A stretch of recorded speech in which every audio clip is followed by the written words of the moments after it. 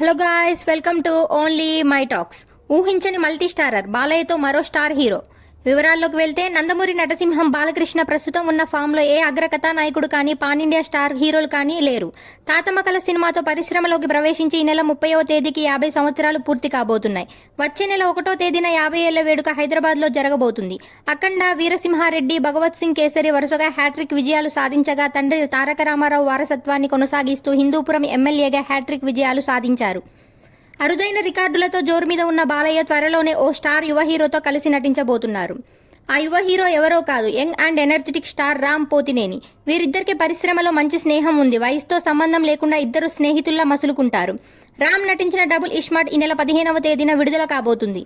దీని తర్వాత మహేష్ బాబు దర్శకత్వంలో ఓ సినిమా చేయనున్నారు. బాలయ్య సినిమా వేడుకలకు రామ్ సినిమా వేడుకలకు బాలయ్య హాజరవుతూ ఉంటారు. అంత స్నేహంగా కలిసిమెలిసి ఉండే వీరిద్దరితో సినిమా తీయాలని ఇద్దరు దర్శకులు ప్రయత్నించి విజయవంతమయ్యారు. గోపీచంద్కు గతంలోనే మాటిచ్చిన బాలయ్య మైత్రి మూవీ మేకర్స్ పతాకంపై యలమంచలి రవికిషన్, ఎర్నేని నవీన్, చేరుకూరి మోహన్ ఈ సినిమాను నిర్మించబోతున్నారు.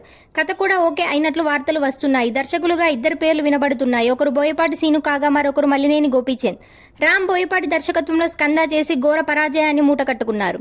బోయపాటి బాలయ్య అఖండ 2 తీయబోతున్నారు. అలాగే గోపీచంద్తో కూడా ఒక సినిమా చేస్తానని మైత్రి బ్యానర్స్ పై చేద్దామని వీరసింహారెడ్డి సినిమా సమయంలోనే బాలయ్య మాటిచ్చారు.